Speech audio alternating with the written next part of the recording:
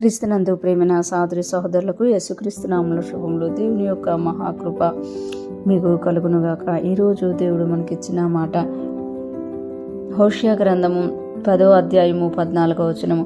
నీ జనుల మీదకి అల్లరి వచ్చును.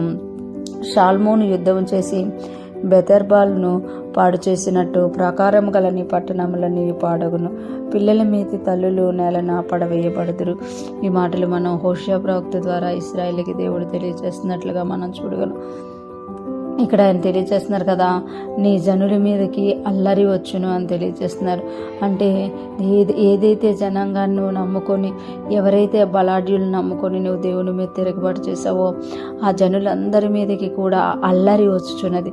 చూసారా, మన దేవుడు సమాధానకర్త. కానీ ఎప్పుడైతే మనము దేవునికి విరోధంగా వెళ్ళిపోతామో అల్లరి మన మీదకి వస్తుందంట. అల్లరి జనాంగం మన మీదకి లేస్తారట. అంతేకాకుండా షాల్మోను యుద్ధం చేసి బెతర్బేలును పాడు చేసినట్లు ప్రాకారము గలని పట్టణములన్నీ పాడగును.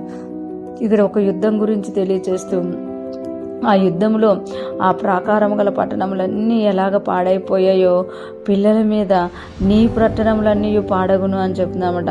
అంటే ప్రాకారం గల పట్టణముల్లో ఎప్పుడూ కూడా క్షేమం ఉంటుంది. ప్రహరీ గోడ ఉన్న ఇల్లు ఎలాగైతే సురక్షితంగా ఉంటుందో, ప్రహరీ గోడ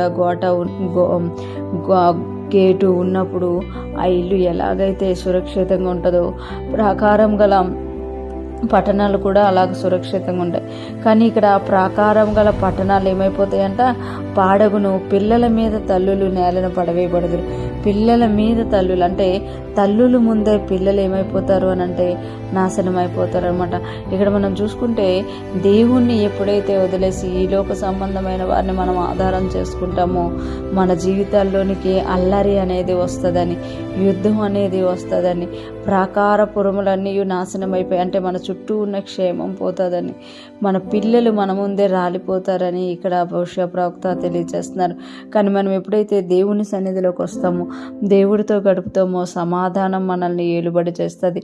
అదే సమయంలో దేవుణ్ణి ఎప్పుడైతే మనం ఇష్టపూర్వకంగా అంగీకరించి నడుస్తామో మన పిల్లలు మన ముందు వర్ధిల్లుట మనం చూస్తాము. మనము క్షేమముగా ప్రాకారం గల పట్టణాల్లో నివసిస్తాం. ఈరోజు ఫ్రెష్ మనం వింటున్న ప్రతి ఒక్కరూ జ్ఞాపకం చేసుకోవాలి.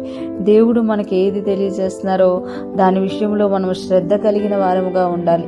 ఎప్పుడైతే మనము దేవుడు చెప్పినట్టు చేసినప్పుడు ఆయన మనకి సమాధానమును స్థిరపరిచే దేవుడుగా ఉన్నారు. మన చుట్టూ ఉన్న అల్లరిని పాడు చేసి మనకి సమాధానం ఇస్తారు. అంతేకాకుండా మన చుట్టూ ఆయన ప్రాకారం గల పట్టణముగా ఉంటారనమాట. ఈరోజు ఫ్రెష్ మనం వింటున్న ప్రతి ఒక్కరము కూడా మనము దేవుని మాట వినేవారంగా, మన ముందు మన పిల్లలు వర్ధిల్లేవారుగా ప్రాకారం గల పట్టణాల్లో నివసిస్తూ సమాధానమును అనుభవిస్తూ దేవునికి మహిమకరంగా జీవించుదుముగాక.